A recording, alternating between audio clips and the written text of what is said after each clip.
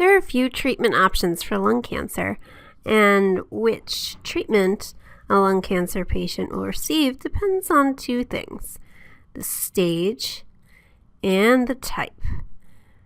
Now, the stage of lung cancer is determined mostly by medical imaging. So I'm drawing an x-ray here, but x-rays compiled together in a computerized tomography scan, also called a CAT scan or a CT scan, gives a good 3D view of the cancer cells. MRIs, or magnetic resonance images, give a similar image, but they don't use radiation to take the picture of the lungs. And finally, PET scans, or positron emission tomography, track the energy use of the cancer cells to give a 3D image as well. And these are all good because they give an exact location of the cancer cells and an idea of how far the cancer cells have spread. Now, for type is determined by actually looking at the cancer cells in a sputum sample or a tissue biopsy that's taken from the cancer patient. And all this information, running out of room, let me give myself a little bit more space. All this information is used to determine the duration of treatment and whether the patient will receive surgery or radiotherapy or chemotherapy or some sort of combination of these three. So let's start by discussing surgery. And you'll see that these lungs are very multicolored.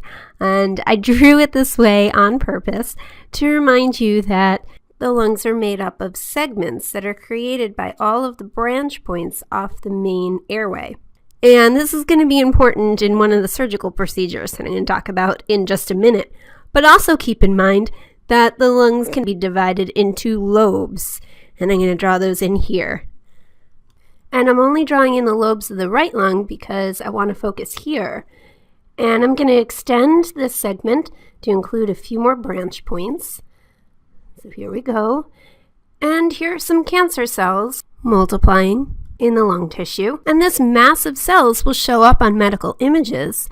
And a surgeon will look at it and say, okay, they're localized. Let's remove the place where the cancer cells are and a small bit of normal tissue around it, just to make sure that all the cancer cells are captured. And then the surgeon will sew up the parts of the lung tissue that remain, and this is called a wedge resection. But what if the cancer cells had spread to other places along this segment? Let's draw that in here. Well, you can imagine that the surgeon would want to take out the entire segment, and this procedure would be called a segmental resection. But if the cancer cells were present in many of the segments that make up this entire lobe, then the surgeon will probably opt to take out the entire lobe of the lung. And again, he's going to sew up the lung tissue and close off the airways so that air isn't escaping into the chest. But if masses of cancer cells are detected in multiple segments in all the lobes of the lungs, then the surgeon will opt to take out the entire lung in a procedure called a pneumonectomy. So the whole lung is removed and the airway is sealed off so that air doesn't escape into the chest when the patient's breathing.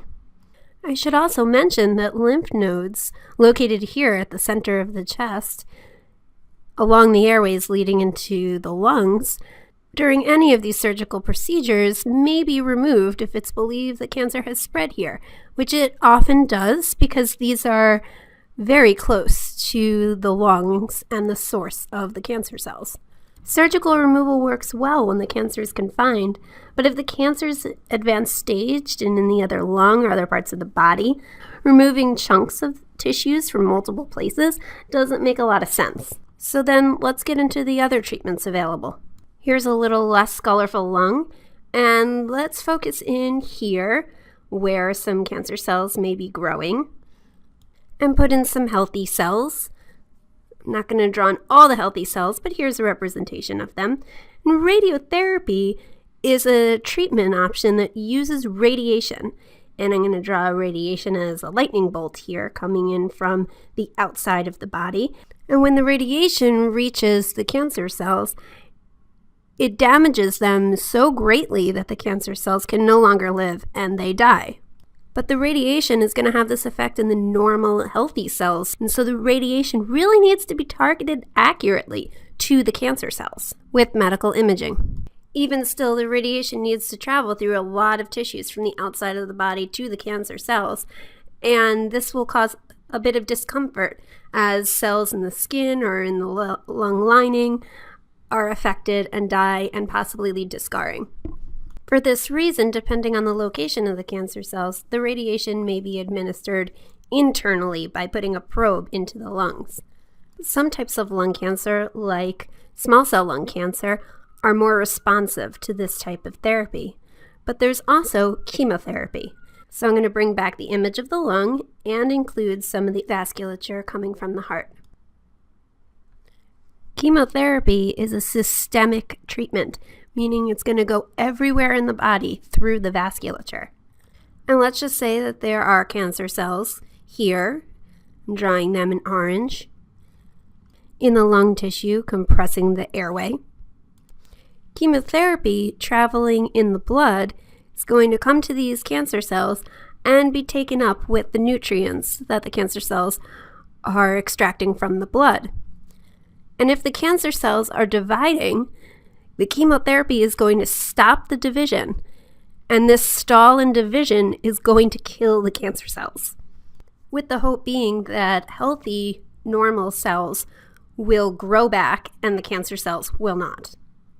But hold on, because chemotherapy is going everywhere in the body, and it's causing the death of any cell that's dividing. And so think about all the places in the body where cells are dividing very rapidly. In the hair, red blood cells, in the GI tract, and all of these cells are also going to die.